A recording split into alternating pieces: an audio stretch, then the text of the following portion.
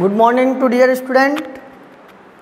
Welcome to AVM online classes of class 8th. Our running chapter is second chapter of NCERT pattern, microorganism, which is useful for us. It means as a friend, and some microorganisms are the harmful for the human body and other living body. So it is also a category of the four. तो microorganism को दोनों type में बांट दिया है. Microorganism useful भी है तो आप लोगों के फ्रेंड की तरह काम आ जाएंगे.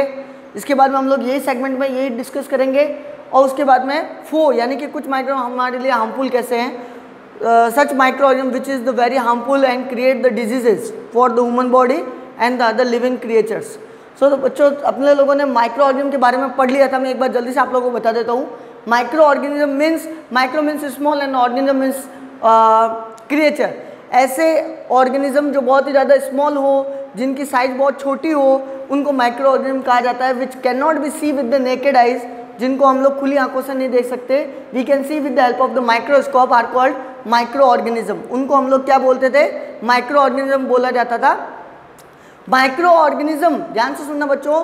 These are the specially which are the seen with the help of the special instrument.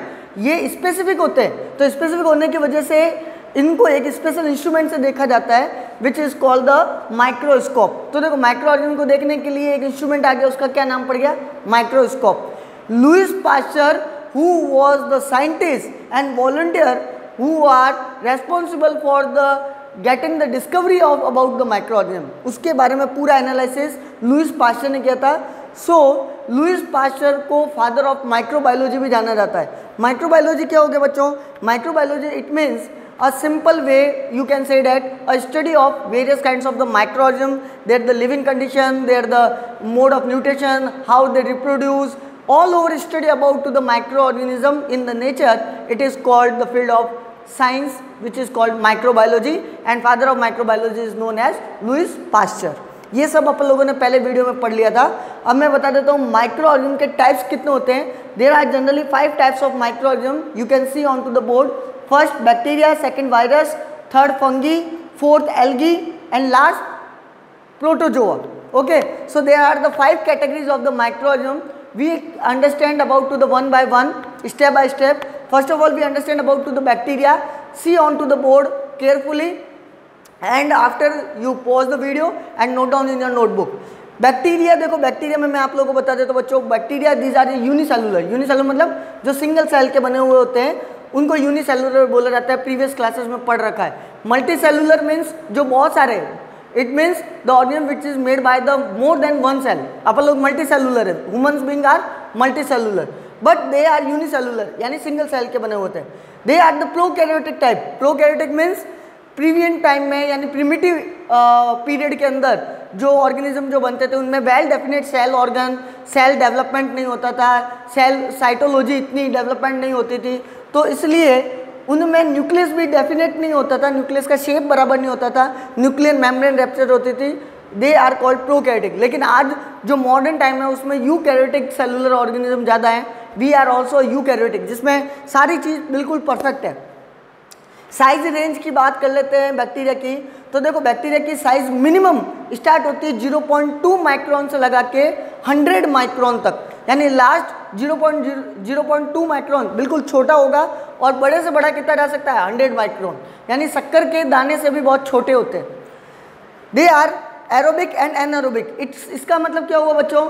It means they can the live in to the aerobic. It means the presence of oxygen.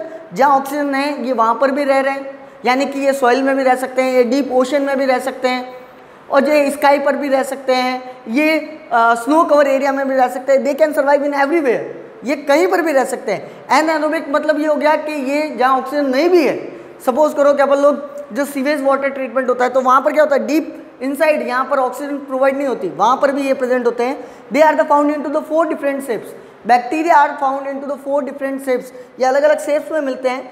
सबसे पहला shape आता है bacillus. Bacillus का shape होता है ऐसा capsule की तरह. आप लोगों ने कैप्सूल देखा होगा.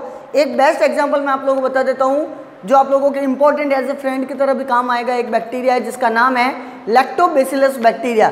Lactobacillus bacteria which is the making the food. It means it convert the milk into a curd.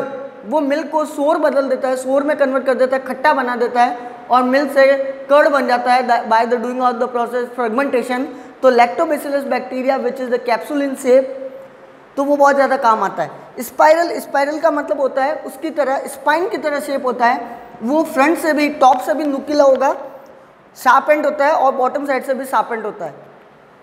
कोकस का मतलब ये हो गया, जनरली कोकस का मतलब बैक्टीरिया मोस्टली कोकस फॉर्म में होते हैं, यानी स्पेरिकल फॉर्म में होते हैं, गोल गोले की तरह होते हैं। विब्रियो का मतलब होता है बैक्टीरिया कॉमा की तरह होते हैं। बहुत सारे बैक्टीरिया हैं जो कि हम लोग आगे जाकर पढ़ेंगे। विब्रियो कॉलेरी बैक्टीरिया होता है जो कि आप लोगों को कॉलेरा डिजीज दे देता है। कुछ बैक्टीरिया यूजफुल है तो कुछ बैक्टीरिया हार्मफुल है। तो ऑल ओवर स्टडी माइक्रोऑर्गेनिज्म की दो वे में करनी है अपन लोगों को, कौन सा माइक्रोऑर्गेनिज्म जो अपने यूजफुल है और कौन से ऐसे माइक्रोऑर्गेनिज्म जो अपने हार्मफुल है, वो आगे नेक्स्ट सेगमेंट में करेंगे। नेक्स्ट आ जाता है अगली कैटेगरी है, वो है वायरस। वायरस ध्यान से सुनना बच्चों, मैं पहला फीचर बता देता हूँ। These are the very smallest among in the all the microbes. जितने भी माइक्रोब्स हैं जो मैंने ये लिखे हैं, बैक्टीरिया, फंगी, एल्गी, प्रोटोजोआ, उन सब से छोटा ये होता है। It means it is a simple microscopic, smallest microscopic, ये सबसे छोटे होते हैं। They have their the own DNA and RNA, इनका खुद का एक न्यूक्लिक एसिड होता है। न्यूक्लिक एसिड मतलब बोले तो ये किसी होस्ट में एंटर नहीं कर रहे हैं, किसी लिविंग बॉडी में नहीं जा रहे हैं, उससे पहले तो ये नॉन लिविंग में माने जाते हैं। जैसे ही किसी होस्ट में एंटर किया, जैसे ही एंटर करेंगे इनका खुद का डीएनए होगा, खुद का आरएनए होगा, तो सेल्फ डुप्लीकेशन हो जाता है, अपनी फोटोकॉपी बना देते हैं। तो इनमें प्रोटीन है, प्रोटीन के साथ में डीएनए होता है, आरएनए होता है, तो ये तुरंत 1 से 2, 2 से 3 अपने चारों तरफ सेल वॉल क्रिएट करके ये एक्स्ट्रा बनना शुरू कर देते हैं। एंटर तो सिर्फ एक होता है लेकिन धीरे धीरे मल्टीप्लाई होना शुरू हो जाता है। They are the found in between the living and non living, ये आप लोगों ने क्लास 6 में भी पढ़ा था, क्लास 7th में भी पढ़ा था। Now you have already in the reading into the 8th class also, it is coming into the 8th class. So it means what is the means, यानी कि ये लिविंग है और ये नॉन लिविंग, इसके बीच में ये वायरस प्रेजेंट होता है। ध्यान से सुनना, जैसे ही किसी लिविंग में एंटर किया ये लिविंग बनना शुरू, जब तक नहीं है तब तक इसको नॉन लिविंग की कैटेगरी में मानते हैं। So it means you can say that it is found between the living and non living. Okay, it is clear. Simple non green plant, ये सिंपल नॉन ग्रीन होते हैं। नॉन ग्रीन का मतलब होता है does not found the chlorophyll, ये अपना खाना खुद नहीं बना सकते, तो ये पैरासाइटिक न्यूट्रिशन करते हैं। Parasitic nutrition you have already understood into the 7th class. Parasitic nutrition it mean para, दूसरों पर, साइटिक मतलब लोकेशन, दूसरी जगह पर रहकर वो अपना खाना लेते हैं। आप लोगों ने पढ़ा होगा, जैसे बालों में चलने वाली जुएं, वो क्या करती है, वो जुएं किसी और साइट पर जाकर अपना खाना लेती है, अपनी सकिंग करती है, ब्लड को सक करती है।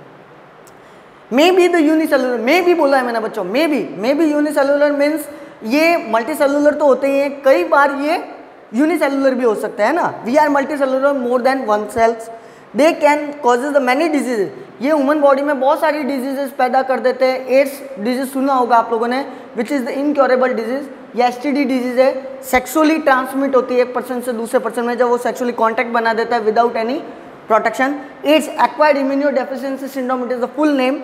और इसके लिए वायरस कौन सा होता है, HIV, ह्यूमन इम्यूनो वायरस। ध्यान रखना ये बीमारी सिर्फ ह्यूमन में ही होती है, आइदर ही और she.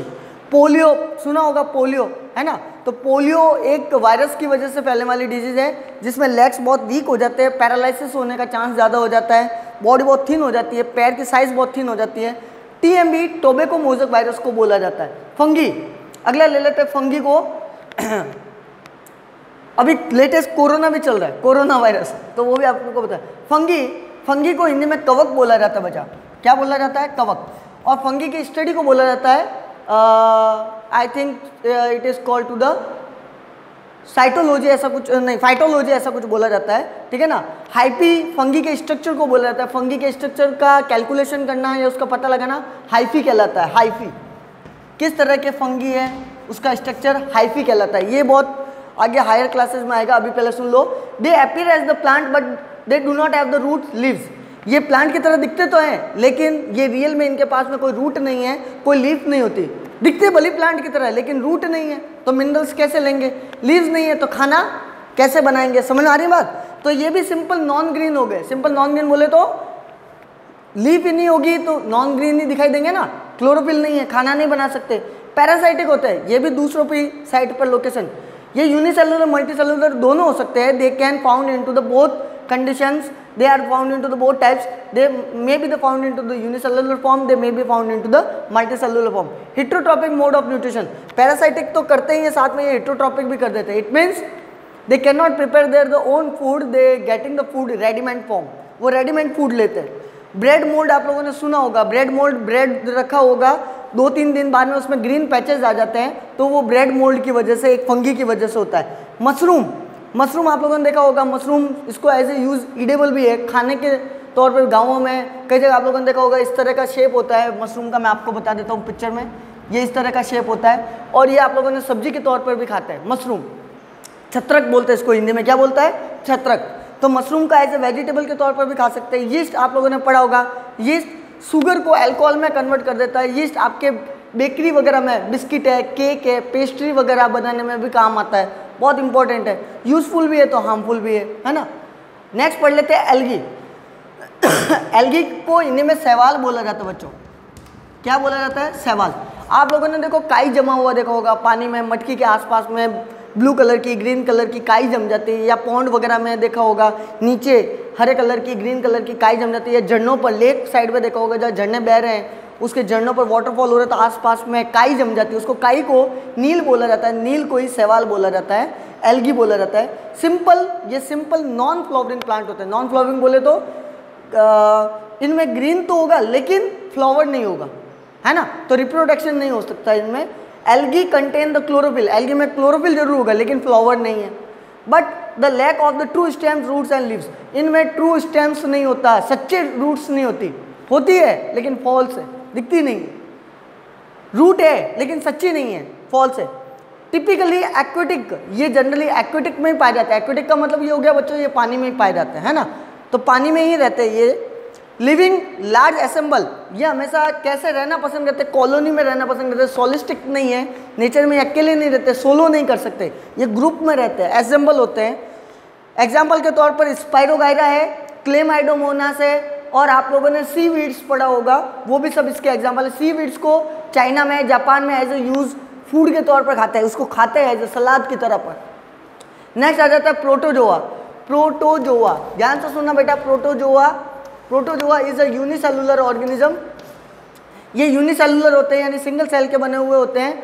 Mostly aquatic, mostly aquatic का मतलब ये होता है कि ये पानी में ही रहते हैं, ज़्यादातर ये पानी में ही रहते हैं.